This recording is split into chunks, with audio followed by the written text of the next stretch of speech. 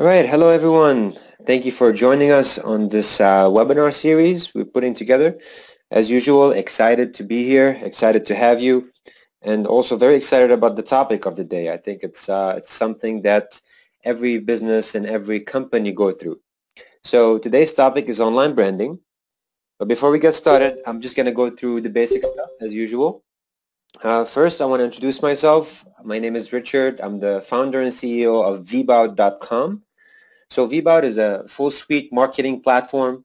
If you want to engage clients, capture leads, nurture them through email marketing, landing pages, and also do drip campaigns and lead intelligence, we provide all the tools across all these different stages of the life cycle. So Vbout is a marketing automation platform, and if anybody is looking for marketing, we're the perfect tool for them. Beside that, when I'm not building my startup, I have a passion for community building. So we have a good community of around 5,000 members in New York City where we meet once a month. We are very active. We do workshops. We discuss different topics. And the one we're going to discuss right now is actually a workshop we've done. So we meet, we get about 50 to 70 people in the room, and we share ideas and such. So if you're in the area, you're in New York, drop me a line or join our community, and I would love to meet you in person. So typically the process that we're putting together is we're getting all those webinars from the workshops, and we're providing them to you in form of a webinar series. So if you're following us and you've attended our previous webinars, I think by the end of the 12 webinar courses, you'll have a full understanding of what digital marketing is, what email, drip campaigns, social media marketing, branding, and all that stuff. So it will actually give you the opportunity to become a marketer and go out to the world and offer marketing services. And if you just want to have a general idea about what marketing is, you want to apply it for your business, this is also a perfect webinar series for you. So coming back to myself and the team, I'm very passionate about community building. I love soccer. It's my hobby. I love swimming. And I love chocolate, so these are some of the addictions that I always share with people. And again, the struggles and the things we're going through as a startup, we're actually sharing them with you within those webinars. Now, if you have any questions throughout this session, please feel free to put them in the comment section within the GoToMeeting, which is on the right side of the screen or the top panel. I'm not sure how it looks on your side. And I have my colleagues on the line as well. Audrey will be moderating, and we can share your questions and experiences towards the end of the session.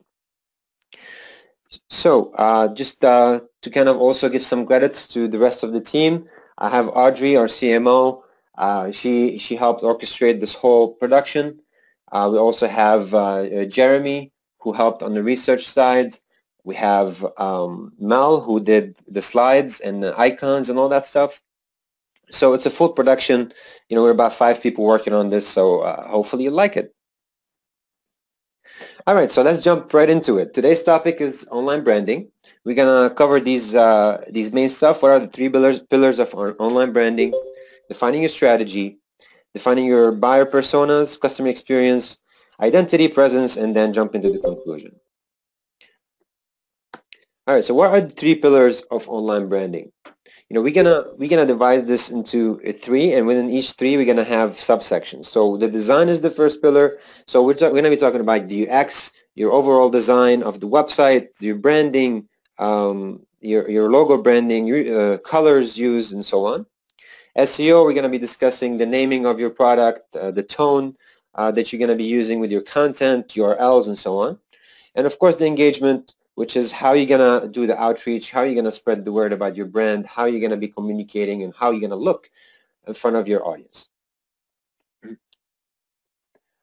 Okay, so, in recent webinars, we've done a webinar session on design and usability. So if you missed that, we actually have that available to you on our website.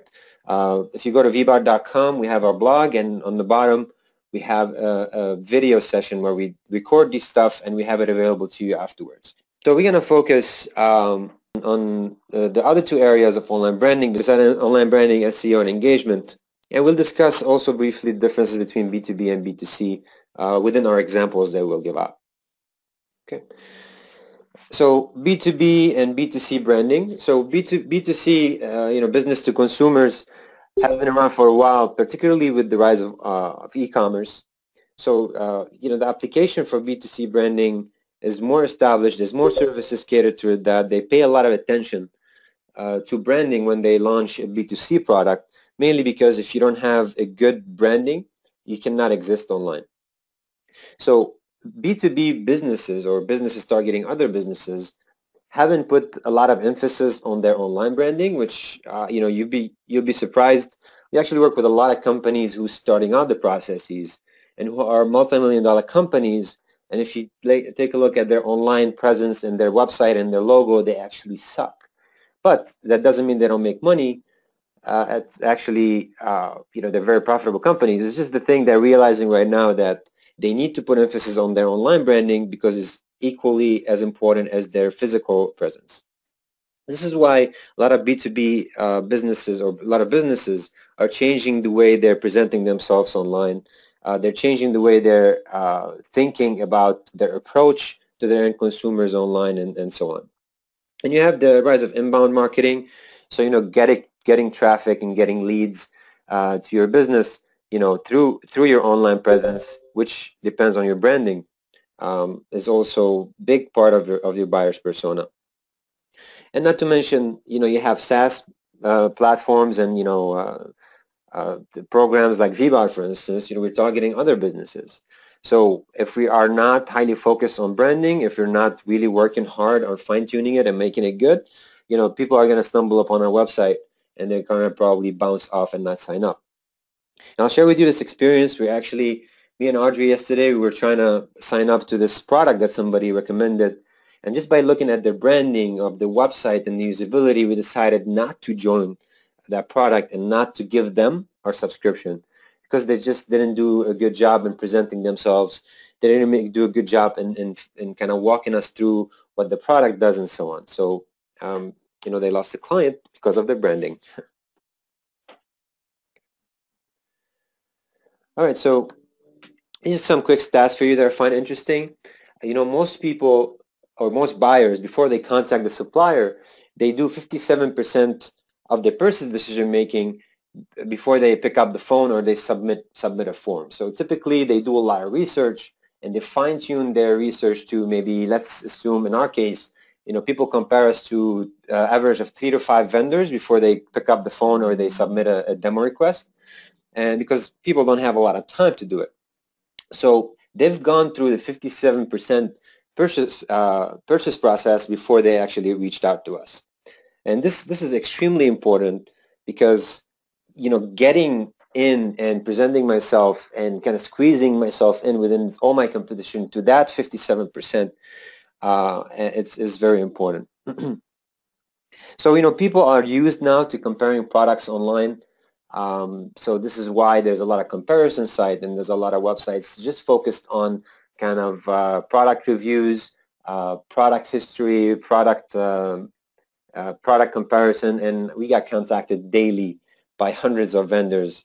Well, I'll be realistic, by dozens of vendors who are pushing, product reviews and they're trying to sell us that service.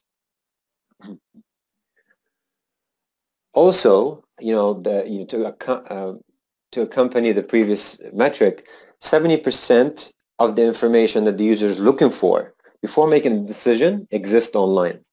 So, typically, if you wanna buy, I don't know, a SaaS platform, let's assuming you're purchasing a productivity tool that lets you organize your team members. You probably have searched through a lot of resources. You've done your basics, which is search Google. You might have clicked on a couple of PPC, advertised or sponsored links, and then you went through the organic links. You've narrowed it down to about 5 vendors. Then you visited some review sites. Then, maybe played around with the demo. So all this data that's available to you, needs to be, you've gone through 70% of the data you need to go through before you actually, pick up the phone or make that initial contact with the vendor. So presenting yourself within your content, making sure the right information is available to your users before they contact you is important. In our case, we struggled how much time and how much content we need to display to our users before they contact us. Do we need to put a plain or snapshots of the actual dashboards for our users, or do we just make mock-ups of those snapshots?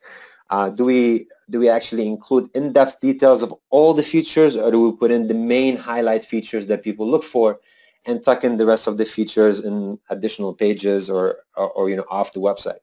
So this is type of things that you got to consider when you're presenting yourself through your content to your users. All right, so I'll give you a quick example from Wealthfront. They did a great job. They created a bot tool that lets, if you're investing money, you open an account, you give them, you put in, let's say, $1,000, and they created an automated bot that picks up on the stock trends and automatically pick and choose the best stock to invest in. So it's almost like there's no people behind it, and there's an automated bot that does it. So they did a great job in branding themselves and growing their business. And these are some tips, shared by the founder of Wealthfront. They said there's a lot of channels of, there's a lot of channels you got to be on, or you can look for different kinds of content. These strategies start with defining your target market, and of course, differently, B2C and B2B. B2B have a lot of challenges because it's a new trend, and you got to be hyper focused on your market. So you cannot go all over the place, and everybody makes that mistake, thinking initially we can get anybody in this market, anybody can use our product. But the matter of fact, just focusing on niche market initially and dominating that could help you kind of grow and establish your base, and then from there you can move forward to other industries. So you got to be hyper focused when it comes to B2B branding and marketing. So how do you get started, which we'll go through in the next few slides. So the first thing you have to do, and we advise you to do, is to create your buyer persona before you move on to anything else. Sitting down and scribbling. Let's say you come up with an idea, and you want to, I don't know, sell socks or particular types of socks. So before you start creating a logo, before you start creating the website and the product and all that, maybe you just have to sit down and think about it and interview a few people and say, all right, who is my target audience? And this is a template. We'll provide this to you guys after the presentation. So it's very simple. Every person you sell something to is a human being just like you. They have experience goals, they have end goals, they have life goals as a person, they have business goals.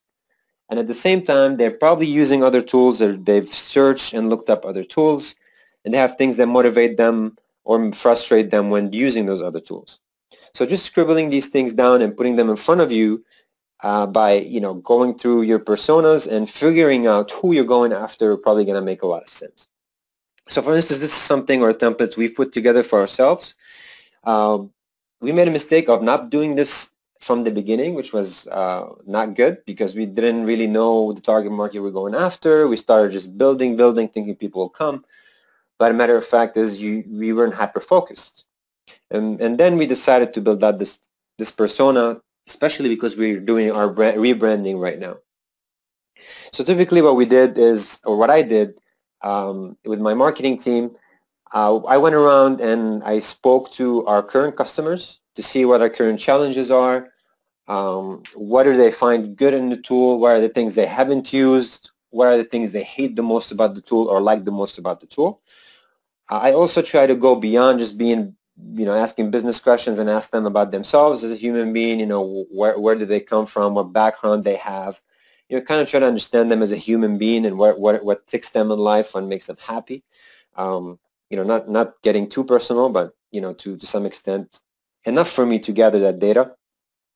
Also, understanding from them what kind of tools they've used in the past, what frustrated them about it, and just putting this whole thing together. So now what we do and what we're doing with our new redesign, every time we want to build a new feature, we kind of look at this template and we decide accordingly where to place our buttons, how to tie in the different features together, how to present this simpler or more complicated.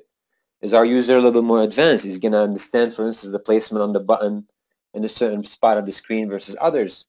How our messaging on our app it needs to be displayed, and what kind of verbiage it needs to have. So we're really talking to marketers. So this is what we came up with. Our target audience is either marketers in a company, 1 to 10 employees, marketing departments, generating $1 to $10 million in revenue, and they need a tool, or smaller marketing agencies that are managing multiple clients. And because of that, we know they're a little bit advanced. They understand some technicalities like what is an email list or what is a bounce email. So because of that, we don't need to explain too much. And we're not going to make a mistake of assuming that they do, or just putting too much information that they didn't need to see anyways. So we highly recommend you start with your buyer persona and kind of going over that process of asking and investigating the end goals, the experiences, the motivation, frustration, and other brands they're using. So this is what I just covered. So technically, what these customers are searching for. The device, what devices they're using. And by the way, if you're not using Google Analytics, I think you should get on it, because Google Analytics give you amazing insights on audience interest. So you can simply search, for instance, what is your audience interest? And let me see if I can show you an example here. So if I go in and I look at my audience or interest, so they give you in-market interest that tells you who is the market that's interacting with you, or the interest of the people, what market they come from when they're interacting and they're searching your website. So there's a lot of things that you can pull up from Google Analytics that could be very handy to you, and also helping forming your buyer persona. And this is only one of the tool set available to you, which is free and easy to implement, and a lot of resources for you online to learn it. Okay. All right, so the second part of your branding is your customer experience. So typically, when you're designing a storefront, let's say you're opening an online clothing store, there's a lot of thought processes that goes beyond building that design. Before you even start the build out, you have to get the blueprints and get a designer and who has a marketing mentality. What kind of storefront you're going to have, what kind of stuff you need to put on your storefront, the color of your doors and your walls. What do you display in the front of the store? Do you put the new arrivals in the front and the discounted items in the back? Do you reverse it? So all this thinking that goes in an online in a physical brick and mortar store, if you decide to move online, because obviously more and more stores are realizing they could do as much or even more volume online than they would do in a physical store. So if you're moving their experience online, you should project that same kind of experience to your users, so they feel that they are still shopping at the store, that they know that you are an extension of their store, and it's not just another online shop. So Keith is a great example here. They tried to kind of take their physical store experience and make that or project it online within the colors, the presentation of the product, and their UX. So I'll show you in the next sample. For instance, in their store, you can see how things are displayed. It's really nice and neat. The colors, it's contrast of black, silver, and white. So what they did is they took that experience and they projected it in their online site. So you can see the bars on the top, the black, of course, same logo. They did also use the same contrast of colors from the white to the silver. And Keith is only one example. There's a lot of websites that do this very well. I think H&M is one of them.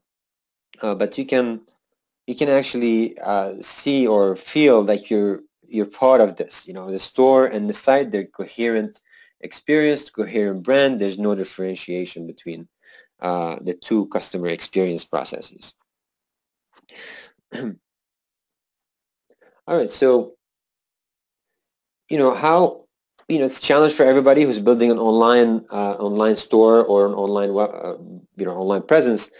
How do you create your website to capture the 3-second rule? When somebody lands on your site, how do you get them to stay on it? So you have about 3 to 7 second stops I think it used to be 14, then it went down to 7, and now the recent studies are saying that you have only 3 to 4 seconds.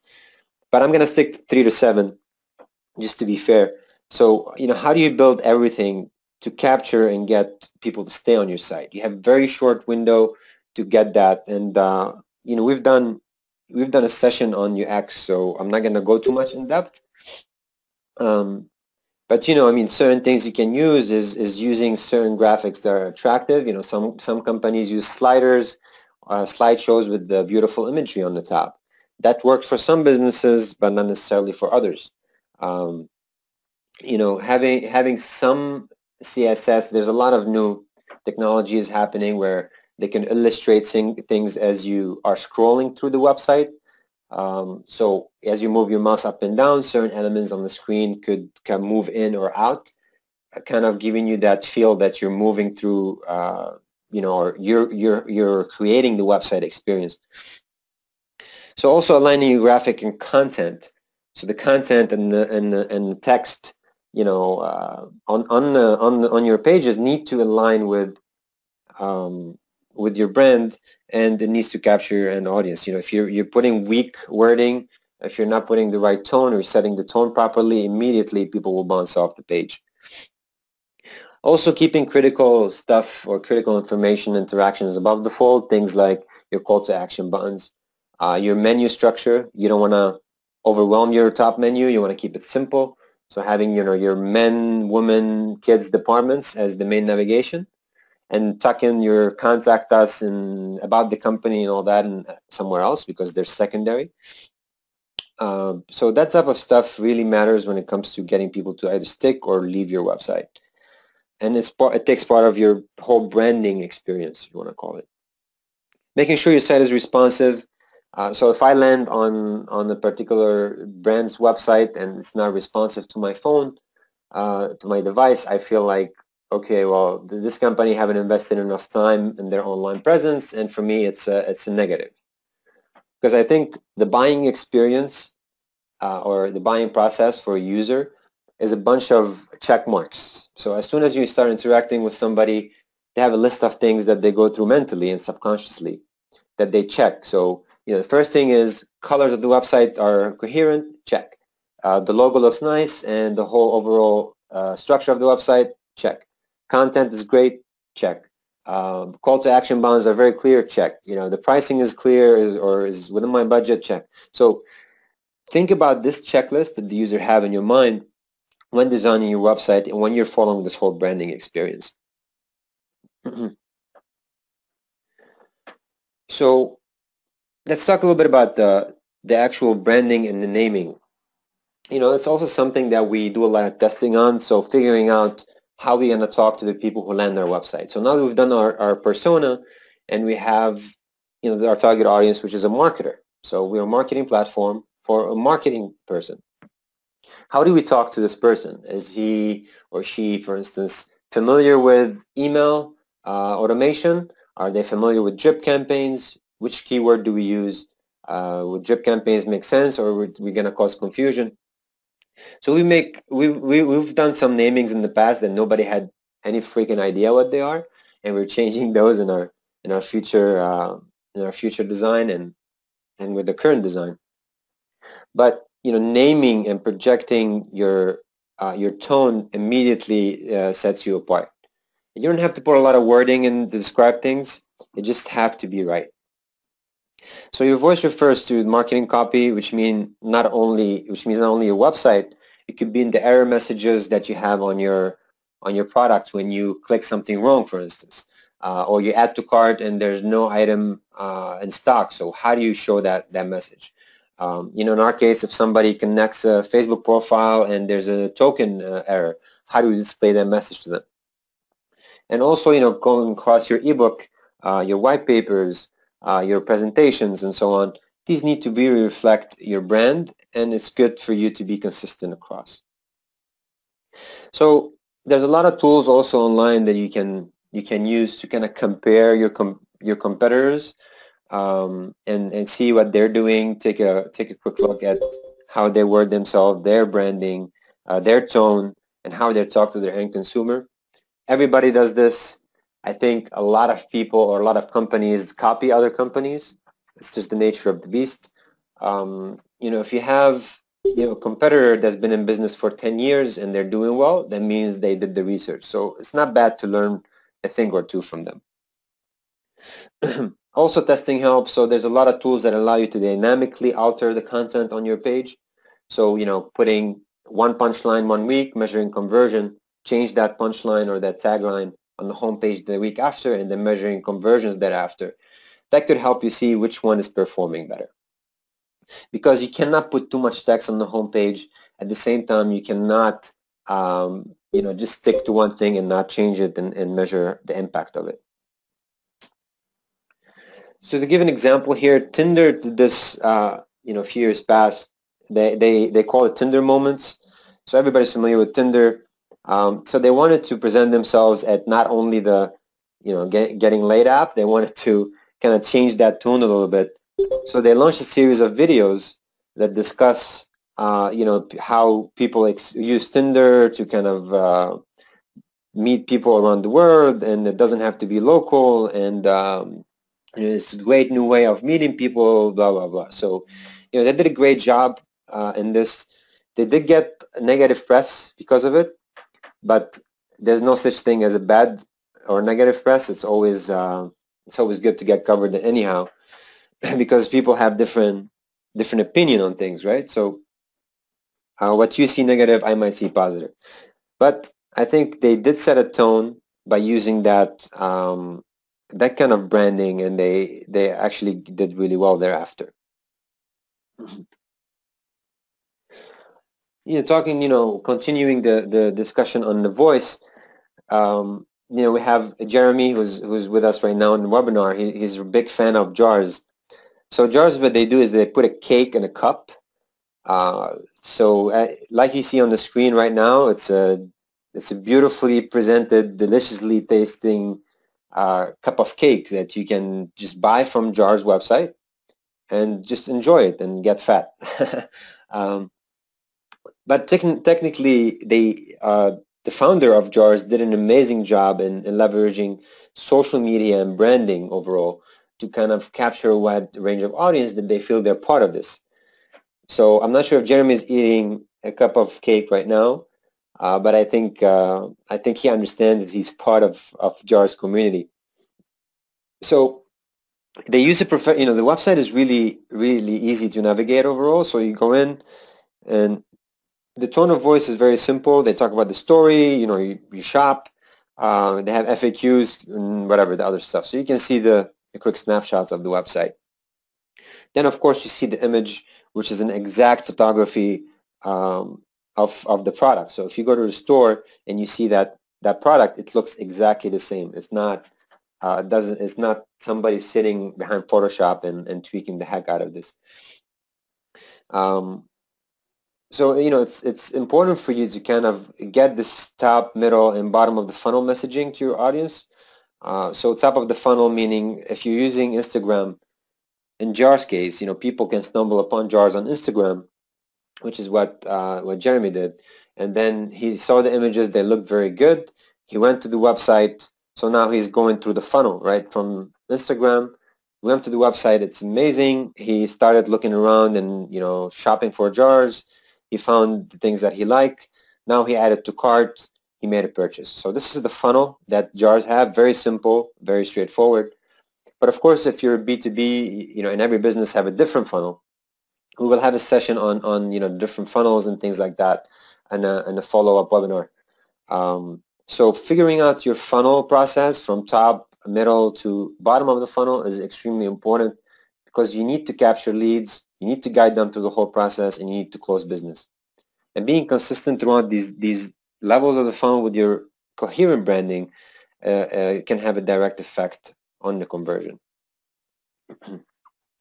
So other things that we have here as far as tips is, creating your landing pages, focusing on your call to action buttons to be very clear and very neat without cluttering so many call to actions, and using professional tone of voice. So if you're talking to professional marketers, you can use a little bit of a metrics in your data. So just a quick example, continuing the discussion on Google. So this is Google's analytics page. They said, helped us improve engagement by 33% and click-through rates by 21%. So if you're not a marketer and you're reading this, you have no idea what this is about. But because the audience coming here, there are people who want to implement analytics. They understand what click-throughs are. They understand what engagement means.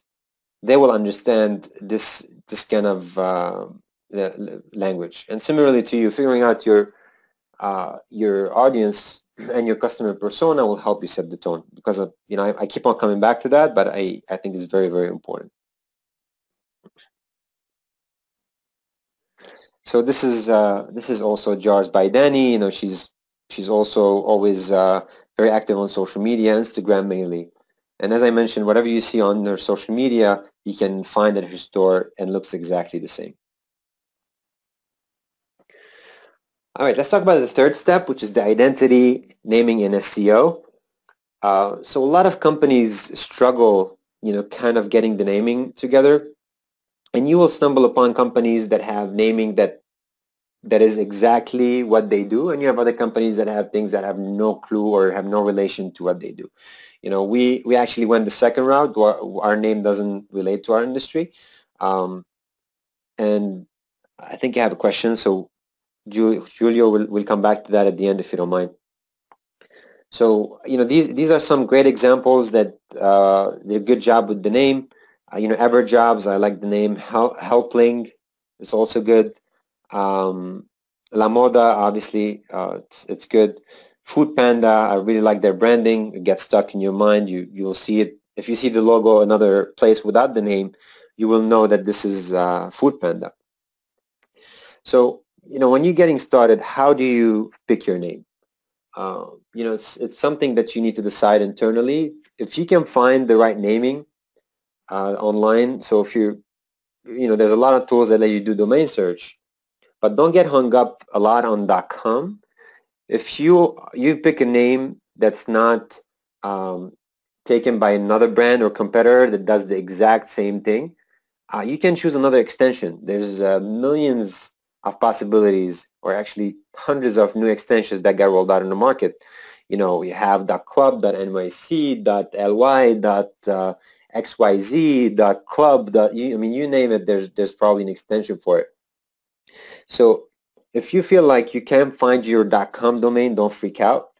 Try to pick your name to be either relevant to what you do, if that's the route you want to take. And I advise you to do so if you can find the proper naming for that. And try to find another extension that does it. What I did in the past, a few years back, I did an experiment where I bought a domain name based on my keyword searches. So what I did, I went through Google's AdWord tool. I did some keyword searches on cars that have been damaged and refurbished, or salvaged cars. And I bought a few domain names according to the availability of the domain, the competitors' traffic for that particular, so how much people are searching for it, the search volume, and I purchased it. And I started putting some random content on the website. And, the great thing happened is that I was getting random traffic without doing any marketing. It just, from the keyword search itself, people were finding my website. I got a great SEO presence just because of it. The naming helps. So if you can find something relevant to the industry, do it. But then don't get too hung up on it.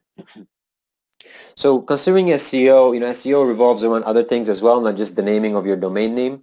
You also have your full website structure. So, we're not going to cover SEO here, but let's say, you're creating your domain names or your landing pages. I'm sorry.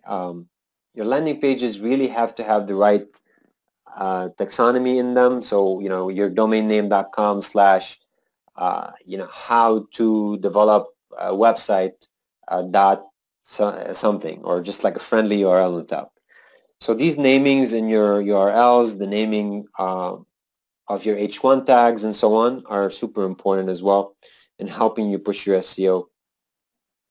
So we we found the exact target.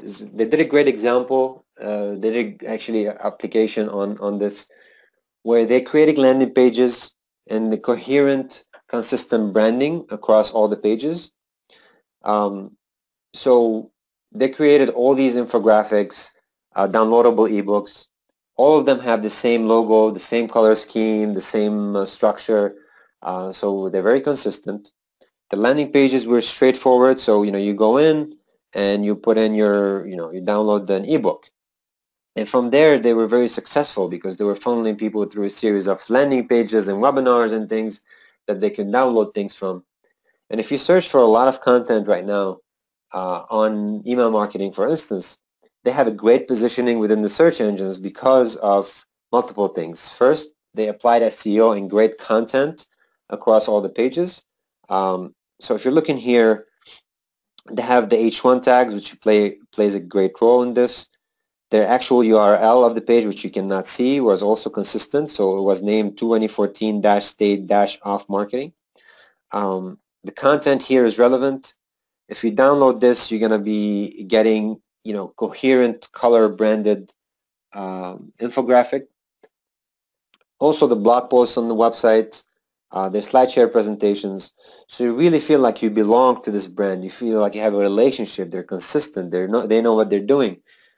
So they get stuck in your kind of information gathering process. So this is just one example. There's a lot of company that does this very well. Moz does it very well because everywhere you go, you download their ebooks and so on. They all look the same. They get stuck in your mind, and you enjoy their content overall. Also on your channels, right? So, when you present yourself on these different places, you got to make sure you have the same branding and the same logo. So some of the things you can do in your process of kind of content being coherent with your content and make it easier to share, making sure you have the social shares available. And what ExactTarget did is they included an embed code on their infographics, so you can take the code, embed on your website, and display the infographics they were doing. So they were successful in spreading their branding across other assets and other partners because they're showcasing their logo. They did the study, and you can go to a partner's website and see ExactTarget's kind of infographics and content displayed. So if you can do that with yourself, with your brand, with your content, it could be helpful as well. Now let's move to social media.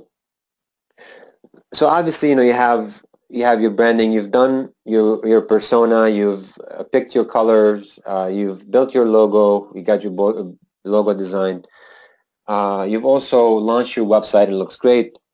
Now obviously you need to be on social media. Sometimes social media even can come in throughout this whole process. But you don't want people to go into your Facebook page and find a completely different header message that has no relationship to you. A different logo altogether. You're probably going to get confused. First of all, they're going to think they've linked to another page. Also, it just doesn't look right. So making sure that your header images on all your social media channels are coherent takes part of your branding. So, before you do that, you got to pick the right channel for you. So, for instance, for us, we have certain channels that drive us the most traffic, and we have other channels that gets us more engagement than others. So we really try to focus and find a balance between them. For instance, Facebook gets us the most referrals, but not the most engagement. Twitter seems to have the most stickiness on the website, and Pinterest, ironically, seems to have the actual most visited pages, which, the different behavior between these different channels are really impressive because, to me, I find this really, really cool is that we can measure each channel, how long people are sticking around, how much conversion we're getting from each of those. So for you, before you do that, you might want to test around. If you did your research and you know where your audience is, if they're more on social media on Facebook, you can focus a lot on Facebook. If they're on LinkedIn, then that could be one of the channels you put a focus on. But your overall branding on whatever channels you use, it has to be consistent with your brand. So there's also certain other things you got to consider, when you post on these channels and when you're posting something, is it projecting the same tone that we discussed before? The messaging, the imaging you're attaching. We've done this where we were posting sporadically different colors and different things, and we decided maybe we should make our graphics a little more consistent, so we started using color palettes that are complementary. Sometimes we recycle icons. It doesn't hurt to recycle things. But overall, we're trying to make our image consistent throughout all our channels. So here are some quick facts for you. Facebook, everybody's on it. Google Plus has good demographics for men in tech. I don't think Google Plus have figured out exactly what direction they want to take, but so far it's been successful. Men in tech, so a lot of postings shared there are around tech topics, get the most engagement. The Pinterest, great reach for women, for brands relying on images, especially if you're an e-commerce platform selling clothing and makeup and things like that.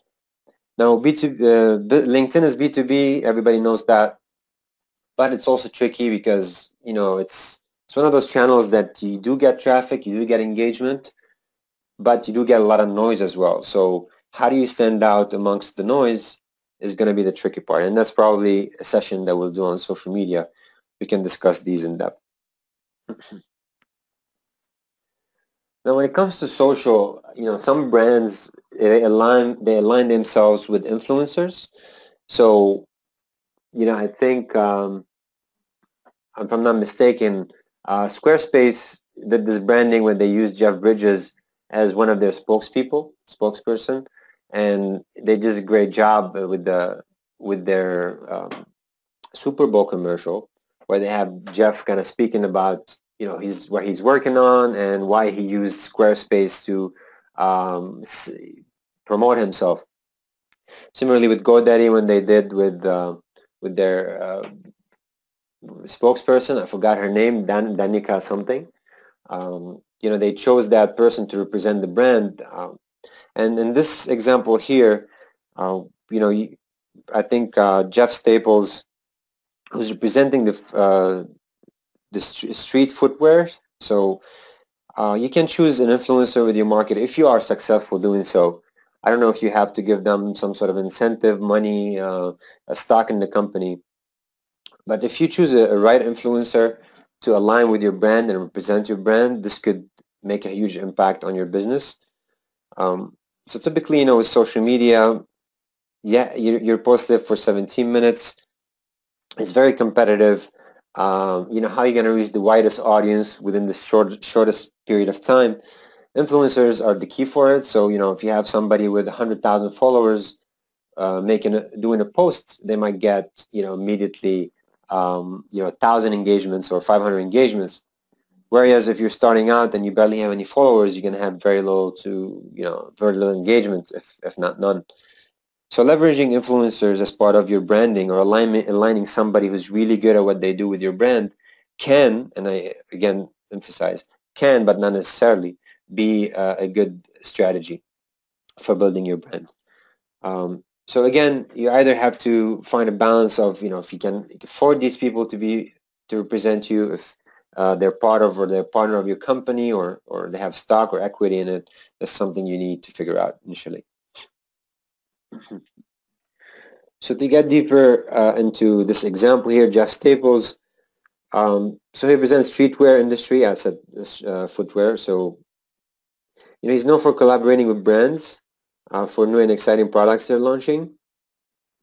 And you've probably seen this a lot with beauty experts, where you have L'Oreal hiring certain YouTube influencers to discuss how to look like Lady Gaga using certain makeup or certain brands or whatever. So there's a lot of companies that do it successfully. So if you want to use social influencers as part of your brand, something to definitely look into, but it's not the key factor of doing it. All right, so coming close to our end, we compiled a list of tools and things that you can use. A lot of people don't know where to start and how to move forward. So these are things you can use for logo and general design, wireframing. So if you want to get a design, you want to design your logo real quick, and you want to get that up and going, great resources. You have Logo Loft, you have 99 Designs. Behance is a great place to find good freelancers. I've used it to recruit somebody, and I'm doing it now for a new hire. Balsamiq is a great tool for wireframing. There's also Envision app that helps you kind of design and collaborate with your team on how you're doing your brands and your design, which is great. You can comment and so on. And for brand voice and distribution, there's a lot of other channels you can actually distribute your content. Now, before you get there, you probably want to set the tone and figure it out, and hire certain writers to do some of that work for you. So we're compiling a list of very powerful content people that we'll share with you as well once that is done. But if you don't have the team or the people internally to write it for you, you can hire somebody, introduce the brand to them, tell them your tone of voice, who is your client persona, how do you want to project yourself, and let them do some of the work for you, because we work with a lot of companies that had the bottleneck of content, where they create a great website, they create a great product, but the content, they can't just figure it out. It's a problem for them. So I think it's getting more and more important to find the right content people to represent or help you put that stuff together. If you don't want to hire somebody internally as a full-time, you definitely can find the right freelancer to do it. So these are a general list of tools. There's a lot more, but obviously we'll put a few of them together for you. All right, so just to kind of conclude this presentation, and I'll move forward to Q&As. So we discussed three main pillars for branding. So you have your general design and usability, SEO, content, and then you have the engagement with your users, which is content projected on social media. So it's as important to be online and to focus on your online branding as it is to do it at the store or at your physical store if you have one. Because you're doing the customer experience, you're applying customer experience throughout both presence, so you have to do it right and focus on branding. So branding overall is how you look and how you present yourself and how you talk to people. So just like you go to a party, you gotta look good, you gotta wearing nice clothes, fit to the party, with the context of the party. You have to talk right to people, or project your personality through your voice, whatever it is. It's the same thing with your website.